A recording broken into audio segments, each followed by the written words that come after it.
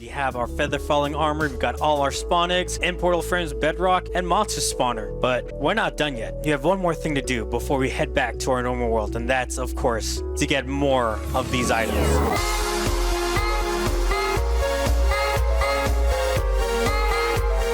What up, my Rubies, and welcome back to the technical guide to Minecraft. And today we're gonna go ahead and start backing up our items using dupes. Now, before I teach y'all how to actually do this dupe, I should also let you know that we're gonna be talking about the problem with using this dupe. Now, of course, I'm gonna be teaching you how to use this dupe, but we also need to talk about the implications of actually using this dupe. But enough of that, let's go talk about how to do it. Welcome to Kikakor, where safety is a concern. Now, over in my hand, we have ourselves a diamond sword. Now, how we're gonna dupe this is first we're gonna have to set the game so that it doesn't lose focus when you click off the game. And how we're gonna do this is that we press F3P.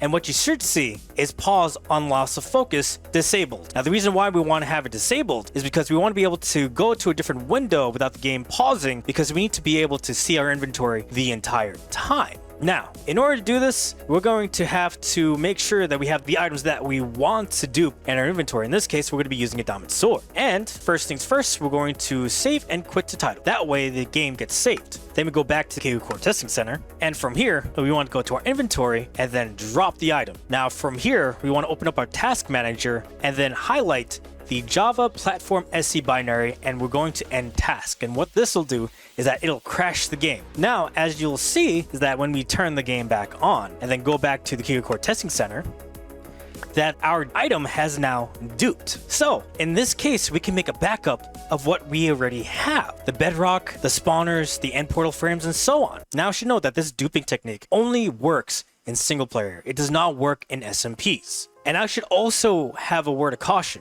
about using this dupe. Now, for those of you who have been following the technical guide, you know that I'm pretty, well, let's say liberal when it comes to duping items. I don't have a problem with duping carpets or rails. And that's mostly for me, because I don't have a problem with duping those items. But when it comes to more expensive items, let's say diamond blocks or even netherite, I stray far away from duping those items. Especially when it comes to single player worlds, for this sole reason: it burns me out. It really kills the motivation for the game if you unnecessarily dupe an item in your single player world. And while we are duping items like bedrock and stuff, these items are not typical or not even able to be obtained in the normal sense without going through a time machine. And so creating backups of these things is something that I'm okay with, because we wouldn't have been able to get them otherwise. It's one of the fastest ways you could burn out from playing single player world or even Minecraft in general. Now, as some of you might know, that I play the technical guide on an SMP, and when I eventually transfer over the items over to the SMP, you might be thinking that I might have a monopoly over these things. Well, here's the thing. As a server operator, I'm also wary on how to create more fun for my players. And while having these items are cool, me having the only ownership of all those items is very not fun for other players. And so when I do transfer those items, I need to make sure that they have the ability to get it on their own. And through the use of data packs, as well as certain mods, they'll be able to craft those items, albeit it'll be very expensive, some of which causing a block of netherite, but they'll be able to do it. And this does two things, because one, it adds endgame goals to the server mates, as well as giving them the ability to get the items themselves without having to time machine like I did and go through all the hassle of having to play the old Minecraft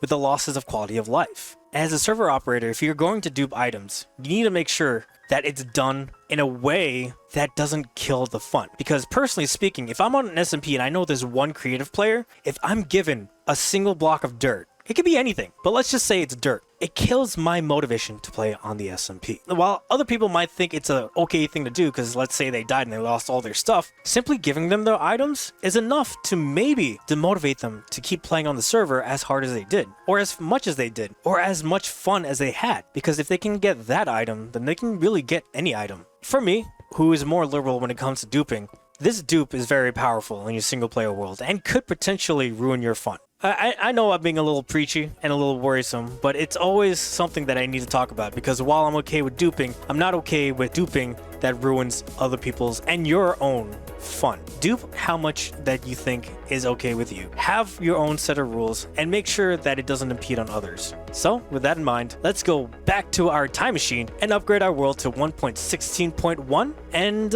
yeah, start backing up our stuff with duping. Quick interruption. I noticed that only 12% of you are actually subscribed to this channel. Watching this long, I must be doing something right, so if you like this video, hit that like button and please subscribe to this channel. Any support helps and these videos take a bit long to make. Thank you so much and back to the video. So unlike before, we're going to open up the official Minecraft launcher, go into create new installation, and go find release 1.16.1. And for the sake of organization, we're going to call it multiplayer. Create and play the game. Then you're going to get a warning, just click I understand and hit play. From there, the files will then download and just wait for the game to load it. From there, you'll see that the game has popped open with the Minecraft 1.16.1 on the bottom right corner. From here, you want to go to the instances folder where the Betacraft folder was, open the last save, in this case it was going to be the Infinity Mending Bow. You want to back up the world by setting it through a compressed zip folder. And then we're going to press right click on the bedrock and spawner and press copy. Then go to the instances that we just created through the official Minecraft launcher and paste it in here. From here, if you go into Minecraft 1.16.1, if you hit on single player, our save file is going to be here. Now, when you play it, it's going to give you a warning that it hasn't been played for a while. Just create backup and load. Okay, now that we're loaded in, the first thing we got to do is take care of all these trees and replace them with a bunch of chests so we can store all the duped items for later. So, yeah, away we go.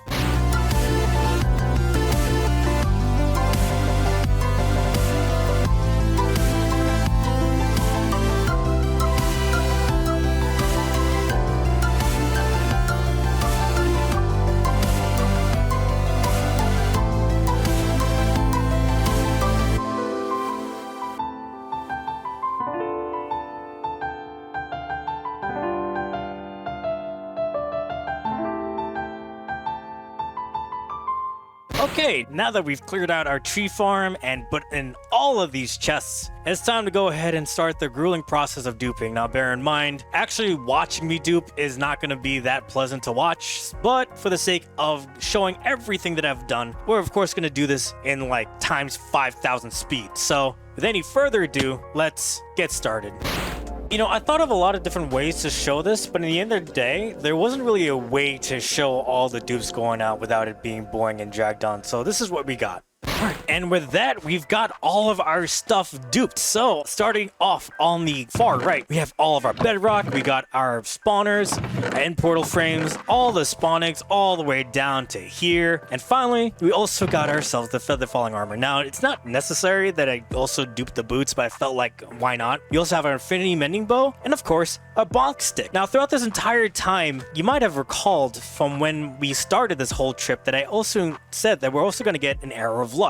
But we never got it, did we? Well, here's the problem. If we go over here and take a look, yeah, because of the update, the villagers are no longer here. And so that means we have to play a separate world or go find another one somewhere, but probably go find another world, start up a villager farm and do the whole thing over again. But that involves also going to 1.14. And as you all know, I really don't like 1.14. But in order to get the Arrow of Luck, we're going to have to do it. So without any further ado, welcome to Snapshot 19W11A, also known as the Snapshot to 1.14. Also, my head goes in the opposite direction of where I'm looking. And this is where we're going to begin our work in order to get ourselves the Arrow of Luck.